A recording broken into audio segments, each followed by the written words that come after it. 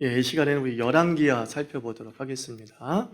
열왕기하 12장입니다. 열왕기하 12장을 살펴보는데 업적을 세우고 행적으로 무너진 사람이란 제목으로 열왕기하 12장을 살펴봅니다. 업적을 세우고 행적으로 무너진 사람. 우리가 앞서 살펴봤듯이 요아스 왕이 세워지는 배경을 너무나도 잘 알고 있을 겁니다. 오늘 이 12장은 유다 왕 요아스의 행적 기록이죠. 병행 성경은 역대하 24장입니다. 그래서 역대하 24장과 열왕기하 12장은 같은 내용을 다루고 있다라고 보시면 되겠죠. 제사장 여호야다가 이세벨에 따르면서 남방 유다의 태우인 아달랴를 몰아내죠. 그리고 다윗의 적통인 여호수아를 왕을 세웁니다. 그래서 여호수아의 즉위 이후의 행적이 기록이 되어져 있죠. 1절 말씀 읽어봅니다. 예후의 제7년에 요아스가 왕이 되어 예루살렘에서 40년간 통치하니라. 그의 어머니의 이름은 시비아라 부엘세바 사람이더라. 자, 요아스가 몇 세에 즉위를 했대요? 7세에 즉위를 하게 됩니다. 매우 어린 나이에 즉위한 모습을 보게 되죠. 그러면 어린 나이에 통치를 했는가? 사실 통치하긴 쉽지 않죠. 아마 섭정이 행해졌을 거예요. 22절 보십시오. 요아스는 제사장 여호야다가 그를 교훈하는 모든 날 동안에는 여호와 보시기에 정직히 행하였다라고 말하고 있습니다. 그러니까 아마도 어느 동안에는 제사장 여호야다가 일종의 혁명을 일으켰잖아요. 그래서 그 혁명을 일으켰던 그 여호야다가 요아스의 멘토가 되어서 요아스의 통치를 도와주었다라고 생각하면 좋겠습니다. 그래서 여호야다는 왕 요아스의 좋은 멘토였습니다. 왜 좋은 멘토였다고 생각되어지냐면은 오늘 말씀처럼 요아스가 제사장 여호야다가 교훈하고 가르치고 조언하는 동안에는 여호와 보시기에 정직히 행했다. 즉 주의 말씀을 따라 온전히 통치를 했다라고 말하고 있습니다. 그래서 요아스 역시 이 여호야다의 신앙적 가르침에 온전히 순종했던 것 같죠. 그런데 안타까운 것은 역대하 24장을 읽어보면 여호야다가 죽자 요아스는 이제 바알 숭배의 길을 걸어요. 그래서 역대하 24장의 기록을 따르면 그 바알 숭배자의 측근이 있었던 모양이에요. 그래서 그 바알 숭배자의 측근의 말을 따르면서 다시 산당에서 바알을 숭배하는 제사를 드리는 것을 보게 됩니다. 그래서 이런 모습을 보면서 곰팡이를 한번 생각해 봐요. 한 번 들어온 우상은 곰팡이와 같은 겁니다. 곰팡이처럼 번져갑니다. 소독제를 뿌려가지고 깨끗이 치웠다고 생각을 하는데 그 소독제를 뿌리고 있는 동안에는 이 곰팡이가 죽은 것도 있지만 살아있는 것은 겨우겨우 버텨내면서 어딘가 시멘트 속이든지 벽지 속이든지 아니면 싱크대 밑이든지 교묘하게 숨어 있지 않습니까? 그래서 근근히 버티다가 조금의 습기가 생기면 순간 번식하는 거예요. 즉 아달랴가 남방 유다의 바알 우상을 들여왔잖아요. 그리고 여호야다는 그 바알의 우상을 제거하지 않았습니까? 근데 한 번 들어온 것은 쉽게 사라지지 않는다. 이걸 우리에게 가르쳐줘요.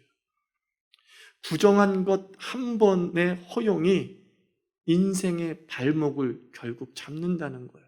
요거 하나쯤 되겠지. 한번 이렇게 해도 되겠지. 했는데 이렇게 해도 되겠지라고 했던 그것이 자신의 삶의 습관이 되기도 하는 거죠. 우리가 그러잖아요. 아유 힘드니까 너 어제 토요일날 시험 끝내고 막 힘들고 어려웠으니까 주일에 늦게까지 자. 우리가 부모님이 딱 한 번 허용할 때가 있잖아요. 아유 그래 오늘은 잠을 자고 뭐 2시 예배 드려 이렇게 우리가 말할 때가 있지 않습니까? 근데 그게 곰팡이와 같은 악습이에요. 그래서 걔는 오늘만 늦잠을 자고 다음엔 늦잠 자지 않겠지. 오늘만 예배 늦게 2시에 가고 다음에는 11시에 가겠지. 이렇게 생각할지 모르겠지만 그것이 어떻게 돼요? 결정적일 때 그 요아스의 인생을 사로잡듯이 우리의 자녀와 나의 신앙 습관을 사로잡으면서 순식간에 번져나가는 거예요. 그래서 악은 조금이라도 허용하면 안 돼요. 부정한 것은 조금이라도 허용하면 안 돼요. 나쁜 습관은 조금이라도 인정하거나 풀어주면 안 돼요. 그것은 한 번으로 끝나는 것이 아니라 결정적일 때, 최적의 조건이 만들어졌을 때 그 사람의 인생 자체를 장악해버리면서 곰팡이를 풍긴다는 것을 이 요하스를 통해서 배우게 되는 거예요. 그러니까 아달랴가 얼마나 악한 짓을 한지 알겠죠. 그가 한 번 들여온 바알 우상이 이제 남방 유다가 망할 때까지 곳곳에서 나오잖아요. 요시아가 종교개혁을 하고 히스기야가 종교개혁을 했어도, 여호사밧이 종교개혁을 했어도 곳곳에서 아주 그냥 곰팡이처럼 강한 생명력을 가지고 끈질기게 남방 유다를 지배하다가 결국 그것 때문에 남방 유다가 무너지고 말잖아요. 참 안타깝죠.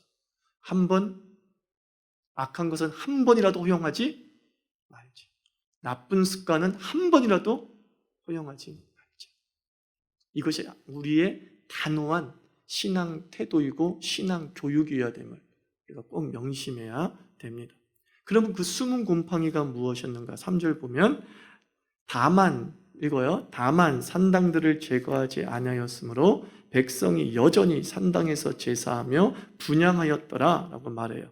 그 산당은 바알의 예배터였잖아요. 여기서 요아스의 종교개혁 이후에, 여호야다의 종교개혁 이후에 바알을 예배했다는 말은 없습니다. 아마도 이 산당에서, 즉 바알을 제사했던 그 신전에서 여호와를 예배했을 것으로 학자들은 추정하고 있죠. 근데 이스라엘의 예배 전통은 무엇이었냐면 성소 중심이었어요. 성막으로 모여서 예배하는 거고 성전으로 모여서 예배하는 거예요.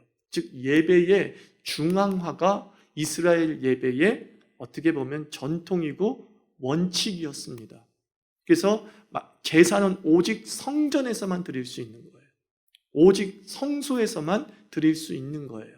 그런데 떡하니 성전 비슷하게 닮은 신전이 마을 근처에 있단 말이죠.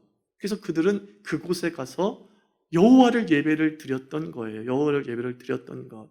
그러니까 쉽게 얘기하면 매우 편리하게 예배를 드린 이것이 화근이었던 것이죠. 야, 여긴 예배하기 딱 좋네. 괜찮네. 우리가 좀 하나님의 말씀을 공부하기도 좋고, 뭐 레위인들이 이 근처에 사니까 저쪽에 회당처럼 모여가지고 뭐 말씀도 가르쳐 주시고 그리고 예배도 드리면 좋겠네 라고 그 바알 산당의 그 기능을 그대로 여호와의 예배로 이렇게 흡수했던 것이죠. 그래서 앞서 말한 대로 편리하게 예배를 드렸던 거예요. 그렇게 추정해 볼 수 있어요. 그래서 산당이 계속 존재했던 건데 그 편리하게 예배를 드리는 것, 또 예배가 일원화되지 않은 것이 화근이었던 거예요.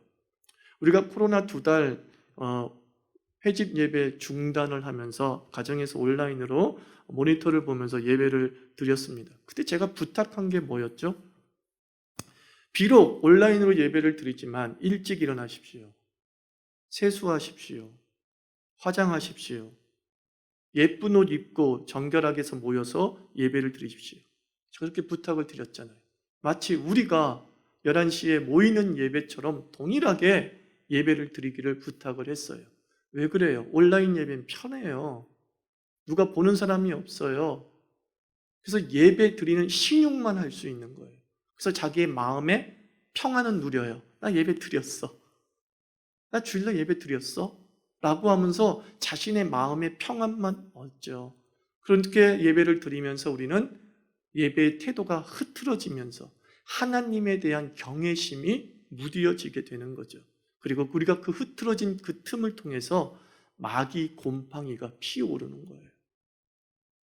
그 곰팡이가 스물스물 우리의 신앙 태도 전체에 번지고 마는 거죠. 그래서 우리가 일시적으로 온라인 예배를 드렸다 할지라도 그 일시적 예배가 마치 한 곳에 모여서 드리는 성소 중심의 예배처럼 긴장감을 유지하기를 제가 부탁을 드렸던 것을 아실 겁니다. 이유가 뭐예요? 우리에게 곰팡이가 퍼질까 봐.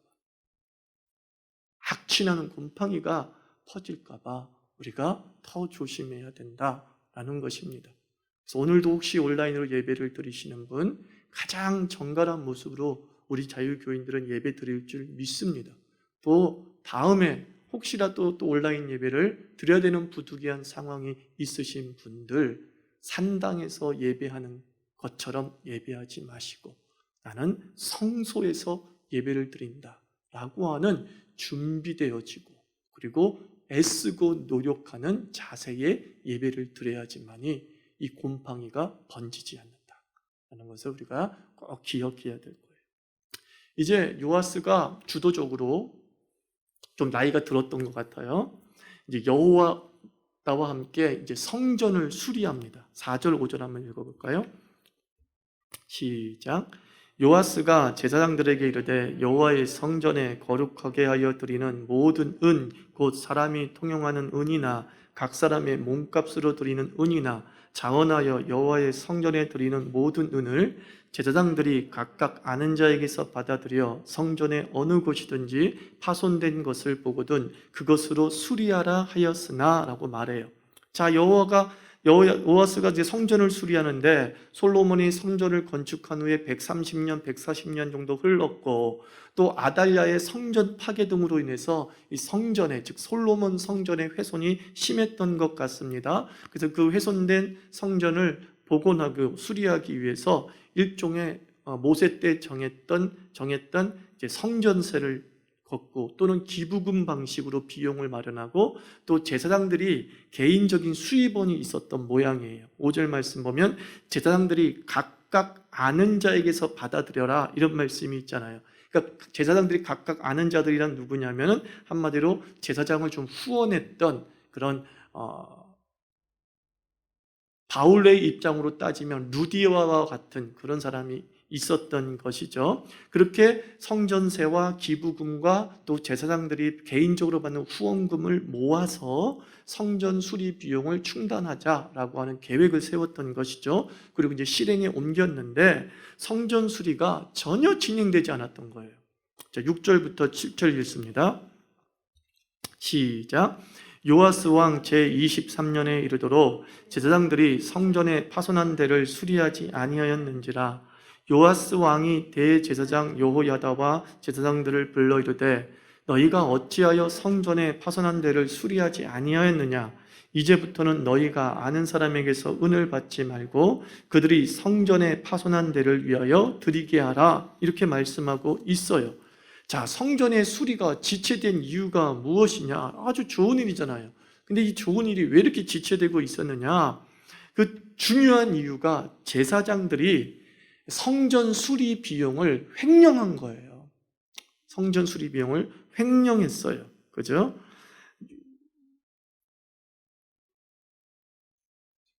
그 증거가 뭐냐면은 이제 7절 하반절 보면 이제부터는 너희가 아는 사람에게서 은을 받지 말고 그들이 성전에 파손한 데를 위하여 드리게 하라. 직접 드리게 하라. 즉 후원자들이 여전히 제사장들에게 돈을 줬다는 얘기예요. 또 기부금들이 들어온 것도 사실이에요. 그런데 그것이 제사장들이 성전에다가 바로 수리 비용으로 입금시키지 아니했던 것이죠. 그런데 이제 이런 수리 비용을 횡령한 것에 대해서 별다른 징계가 없는 것으로 봐서 그 횡령의 다수인 제사장들이 생계형 횡령이었던 것 같다라고 학자들이 좀 추측하고 있는 거죠. 자, 지난 몇십 년 동안 아달랴의 폭정으로 여호와의 제사장들이 핍박을 받았고 제대로 생활비 지원을 받지 못했던 게 사실이었잖아요. 그런 가운데에 아는 사람, 곧 후원자에 의해서 근근히 제사장들이 생활을 유지하고 있었던 모양입니다. 그런데 그 근근히 생활을 유지하고 있었던 제사장들이 후원금은 성전 비용에 충당하라고 얘기하니까 이거 먹고 살 일이 없잖아요. 그러니까 그것을 계속 썼다는 것이죠. 또 일부는 탐욕적 횡령도 있었을 거예요. 즉 개인이 후원한 돈뿐만 아니라 성전세, 기부금은 개인의 후원과 다른 거였잖아요. 그 성전세와 기부금을 보고서 이제 견물생심이 생겼던 거죠. 그래서 이렇게 생각할 수도 있었겠죠. 야, 그동안 못 받은 것까지 계산하자라고 하면서 이제 착복했을 가능성이 높은 거죠. 높은 거죠. 한마디로 말해서 이 성전 수리가 지연되고 있었던 이유는 돈이 없었다기보다는 돈에 욕심을 가진 하나님의 종들 때문에 발생했다는 거예요. 예수님께서 말씀했죠. 돈과 하나님을 겸하여 섬길 수 없다 그랬어요. 제 입장에서 목사 되려는 이유가 먹고 살려고 이렇게 직업으로 선택한 것이 아니잖아요. 그죠? 그래서 저는 지금 와서 생각하기를 바울이 전문적으로 주의 길을 가려는 이에게 독신으로 살 것을 권하지 않습니까? 그래서 독신으로 살 것을 권한 이유를 좀 알 것 같아요. 그래서 주님의 길을 온전히 걸어가기로 결심했으면 저는 그냥 홀로 가는 게 맞다. 지금은 분명히 주관적 확신을 가지고 있습니다. 그래서 어떤 이들은 그래요. 성적 유혹 때문에 뭐 결혼해야 된다 이렇게 말하는데 결혼한 목사가 더 속된 말로 지랄 발광을 하지 않습니까? 그죠?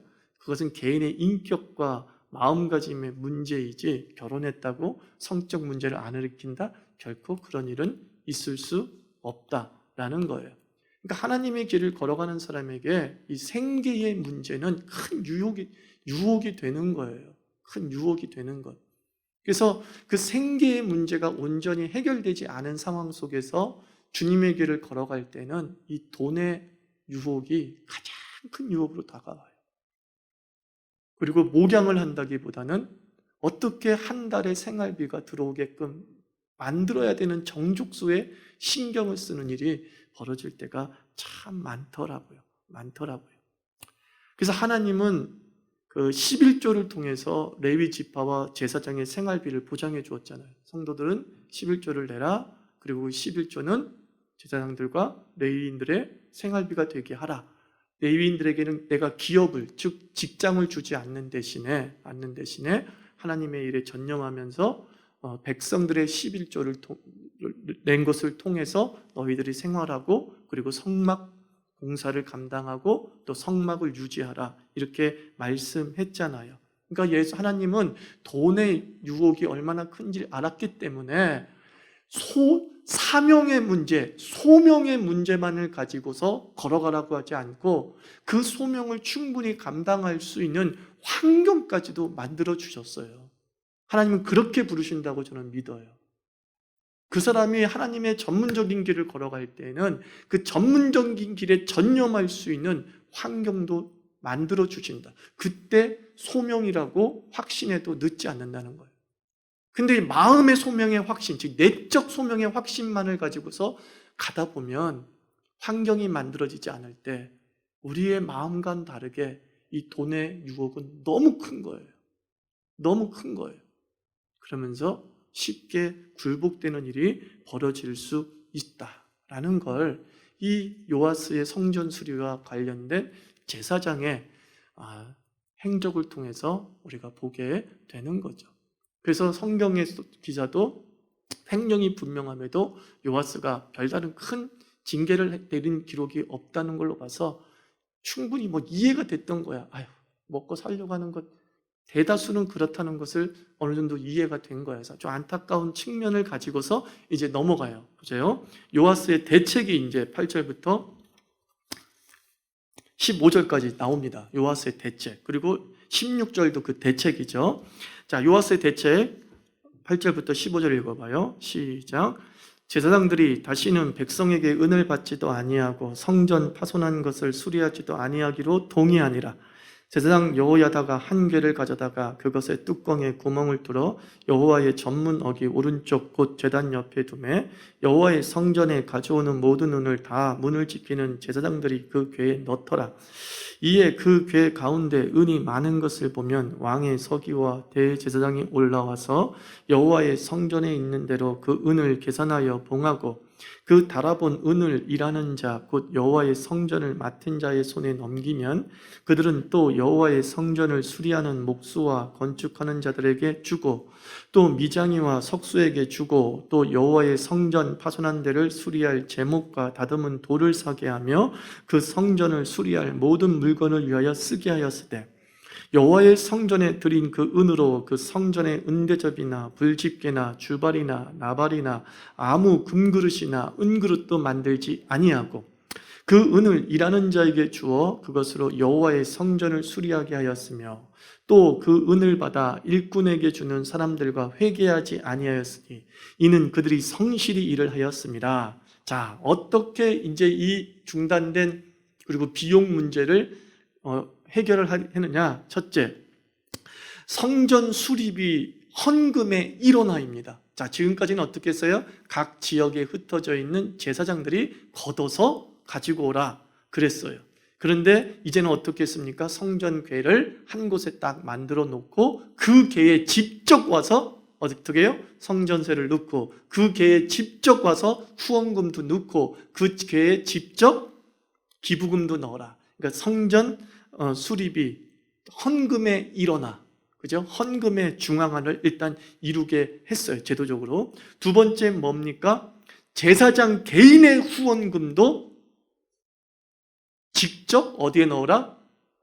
헌금함에 넣어라. 이렇게 한 거예요. 성전에 마련된 궤짝에 넣어라. 이렇게 얘기해서 너도 개인적으로 그 제사장을 후원하고 싶은 건 아는데 그 제사장 후원하는 걸 네가 직접 하지 말고 일단은 여기다 넣어. 헌금으로 내. 나중에 나와요. 아니, 알아서 그러면은 네가 후원하는 사람을 먹여 살릴게, 이런 뜻이 담겨져 있는 거예요. 제사장들은 내가 책임질게. 그러니까 네가 직접 하지 마. 근데 이거 되게 좋은 개념이에요. 여러분 이거 아세요? 이거는 여러분들도 아셔야 돼요. 성도와 목사의 관계가 1대1로 후원의 관계가 될 때 어떤 문제가 발생하냐면 종속 개념이 생겨요. 이게 인간의 죄성이 그래요. 죄성이 그래요. 또 하나, 종속 개념이 생길 뿐만 아니라 갑자기 그 후원이 중단되거나 액수가 줄면 섭섭함이 생겨요. 그래서 이런 것들은 어떻게 하는 게 제일 좋냐? 기관을 통해서 후원하는 게 제일 좋아요. 기관을 통해서.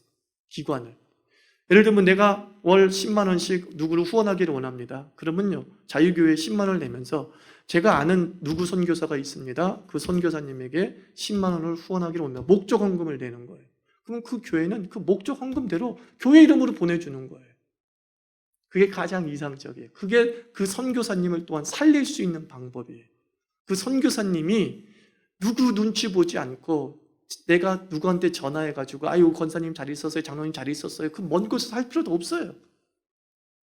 그래서 교회와 관계를 맺으면서 교회와 협력 사역을 하면서 교회의 선교 상황들을 보고할 수 있는, 또 교회에서 직접 관리하기 때문에 그 선교사는 함부로 보고를 못하죠. 그러니까 이런 이점과 장점이 있어요. 그래서 이 요아스가 세운 방식이 참 지혜롭고, 그리고 우리에겐 뭐예요? 옛날의 미래이죠. 옛날의 미래. 옛날에 일어난 일인데 곧 일어날 미래를 너무나 선명하게 우리에게 지금 보여주고 있죠. 세 번째 방법은 무엇입니까? 셋째 방법은 성전 수리 헌금으로 드린 은은, 즉 헌금은 대부분 그 당시는 은이었잖아요. 그죠? 헌금이 은이었어요. 은을 가지고서 막 그릇도 만들 수 있고 그랬단 말이에요. 근데 어떻게 해요? 은은 오직 재료로 쓰이는 것이 아니라 임금으로만 쓰이고 비용으로만 쓰이게 하라 그랬어요.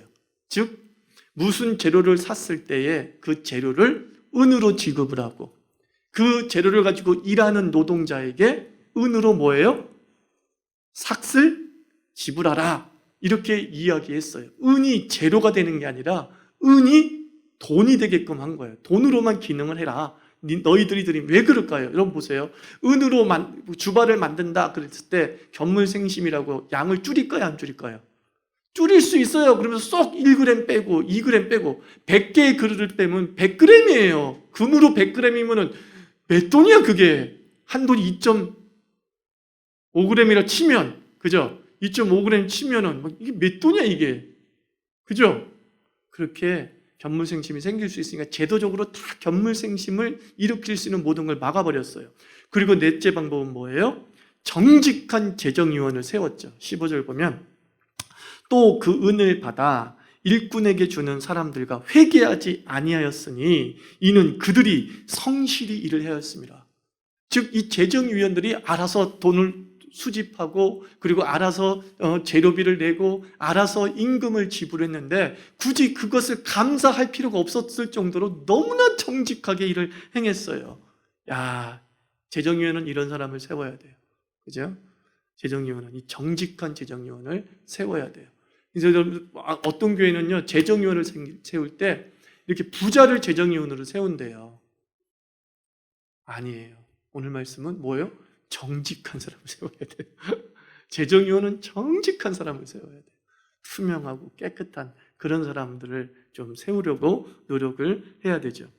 자, 이제 성전이 복원되었다 해도 이제 성전 제사를 섬기는 제사장이 없으면 아무 소용이 없지 않습니까? 그래서 요아스는요 제사장의 처우를 개선해 주는 거예요. 너희들의 개인 후원자를 끊어라 라고 말하면서 잔인하게 제사장의 희생을 몰아붙인 게 아니라 그 희생의 대가로 너희들이 넉넉히 자존감을 지키면서 너희들이 레위 제사장의 직무를 감당할 수 있게 해주겠다라는 거예요. 16절 읽어봐요.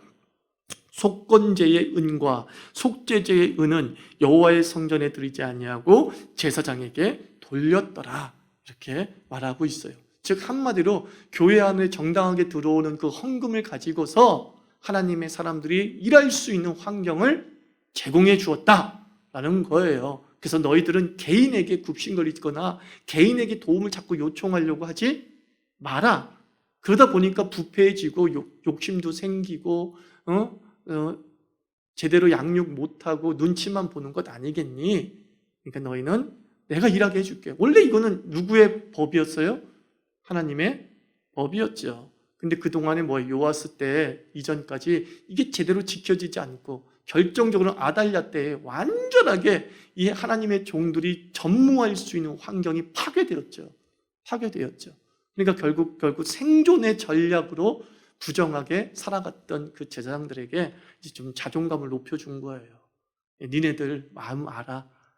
선한 마음을 가지고 있는데 마음은 원이로되 육신은 약하고 마음은 원이로되 환경은 악해서 너희들이 그렇게 될 거라고 생각한다. 그러니까 이제는 이 모든 제도를 정비해 주겠다. 그래서 성전이 새롭게 수리되어지면 너희들은 새롭게 수리된 그 성전에서 여호와 하나님을 찬양하고 백성들에게 올바른 신앙들을 바로 전수하는 그 너의 직분을 제대로 감당하라. 이렇게 이제 요아스가 또 여호야다가 요구한 것이겠죠. 자, 그러니까 결국 하드웨어를 이렇게 잘 복원하고 그리고 휴먼웨어도 이렇게 잘 복원해가지고 이렇게 균형 잡힌 성전 수리가 완성이 되었던 거죠. 그러면서 이제 갑자기 열왕기의 기자는 요아스의 말년을 탁 기록해 버려요. 중간에 어떤 삶을 살았는지 기록 안 나오고 이제 요아스의 말년 기록 탁 나와요. 17절, 18절 한번 읽어봅니다. 시작. 그때 아람 왕 하사엘이 올라와서 가드를 쳐서 점령하고 예루살렘을 향하여 올라오고자 하므로 유다의 왕 요아스가 그의 조상들 유다 왕 여호사밧과 여호람과 아하시야가 구별하여 드린 모든 성물과 자기가 구별하여 드린 성물과 여호와의 성전과 왕궁에 있는 금을 다 가져다가 아람 왕 하사엘에게 보냈더니 하사엘이 예루살렘에서 떠나갔더라. 자, 제가 앞서 그런 말씀드렸죠. 요아스가 멘토였던 제사장 여호야다가 죽은 이후에 초심을 좀 잃어서 바알 우상 제배를 드렸다 그랬잖아요. 그죠? 지금 그때의 이후의 이야기를 다루고 있는 거예요.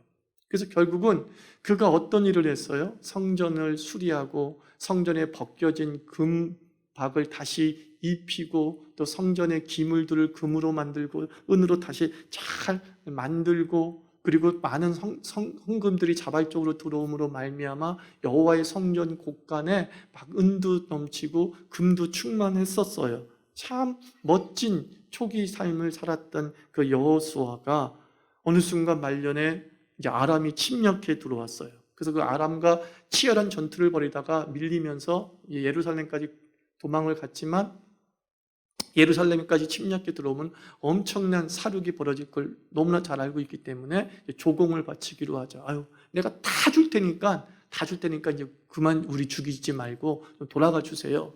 그래가지고 어떻게 했냐면은 성전에 있는 모든 자기가 수리하면서 쌓아놨던 금과 은과, 그리고 막 심지어 성전에 있는 벽에 있는 금박도 벗겨내가지고, 우리 금박이라는 게 요즘의 금박과 다른 겁니다. 요즘의 금박은 막 나노 단위로 입혀진 거잖아요. 근데 옛날에 금박은 때린 거예요. 판금이에요. 판금으로 얇게 펴가지고 딱 입힌 거기 때문에 굉장히 금의 가치가 높은 겁니다. 그런 거 딱 떼내가지고 화사에 이렇게 다 받쳐버렸다는 거예요. 그의 거룩한 수고가 말년에 헛수고가 되었어요. 그죠? 그리고 19절과 21절 보면 그가 신복에 의해서 살해를 당하죠. 그냥 고이 죽지 못하고 말년에 살해를 당해서 죽었다, 이런 기록이 남겨져 있어요. 열왕기 기사가 요아스의 거룩한 수고, 이 뒤에 바로의 수고의 약탈, 개인의 비참한 최후를 기록한 이유가 전 있을 거라고 봅니다. 역대하 24장의 기록은 그가 왜 이런 비참한 일을 겪었는가를 설명해 주죠. 바알을 섬기고 또 여호야다, 대제사장 여호야다의 아들 스가랴를 죽인 것에 대한 하나님의 심판이라는 식으로 묘사를 하고 있죠. 예, 맞습니다. 하나님의 길을 떠났죠. 그것을 저는 저의 언어, 우리의 언어로 풀어본다면 이렇게 풀어보고 싶어요. 업적보다 행적을 보시는 하나님이라는 거예요. 업적보다 행적을 보시는 하나님. 그죠? 한순간의 충성, 업적이죠. 한순간의 순종, 업적이죠. 그 업적에 취해서 우리는 삶의 행적을 방관할 수 있어요. 한순간의 업적이 행적을 커버할 수 없는 거예요. 요아스는 한순간의 업적이 있었어요. 근데 그 업적에 취해서 시간이 흐르는 그의 인생의 발걸음, 그의 통치의 발걸음, 한자어로 행적이라고 하죠. 그의 행적은 너무나 하나님 앞에 부끄러웠다는 거예요. 성공한 사람들, 성공한 목사님들 보면은 업적들이 있어요. 근데 그 업적에 취해서 참 노년을 추하게 살아가는 이들이 꽤 있죠. 그 업적이 마치 하나님이 우리의 행적을 인정한 것으로 착각해요. 업적은 그 순간의 행적이에요. 그죠? 업적은 그 순간의 행적이에요. 하나님은 우리를 그 순간의 업적으로 평가하는 게 아니라 인생 전체의 발걸음, 행적으로 평가하시는 거예요. 우리에게는 업적도 있어야 되고 좀 행적도 있어야겠죠. 거룩한 업적과 그리고 어떤 순결한 행적들이 이렇게 함께 잘 가야 돼요. 요하스에게 아쉬운 건 뭐예요? 업적은 있었으나 뭐가 없어요? 행적이 없었기 때문에 결국은 그 거룩한 업적도 그의 말년을 구원시키지는 못했다라는 거예요. 그 행적의 열매를 그대로 이 땅에서 맛보는 그 모습을 우리가 보게 됩니다. 그래서 우리 그리스도인들도 예수 믿었다는 것은 일종의 업적이에요. 예수 그리스도의 업적. 예수 그리스도의 업적으로 인하여서 우리는 이렇게 구원받은 백성이 되고 예수를 믿는 사람이 되었어요. 이제 우리에게 필요한 건 뭐예요? 그 예수 그리스도를 따라가는 거죠. 그걸 뭐라 그래요? 행적인 거죠. 신앙의 행적이 필요해요. 예수 그리스도를 따라가는 발걸음. 그죠? 우리가 예수를 믿은 그 이후로 그 발걸음 하나하나가 항상 예수의 뒤에 찍혀져 있어. 그게 바로 신앙인의 행적 아니겠어요? 그죠? 딴 길로 가지 않고 딱 예수가 걸어간 발걸음 뒤에 바로 내 발걸음이 탁탁탁탁탁 찍혀 있어. 그 예수 따라가면, 그죠? 그 예수 따라가면의 삶이 좀 우리에게 필요하다 싶습니다. 그래서 업적을 무시하는 것이 아닙니다. 우리에겐 거룩한 업적이 필요해요. 그러나 그 업적에 취하여서 행적은 무시하지 말자라는 겁니다. 예수 그리스도를 믿은 이후에 우리는 더더욱 예수 따라가는 발자취를 남기는 그리스도인 되기를 주의 이름으로 부탁을 드립니다.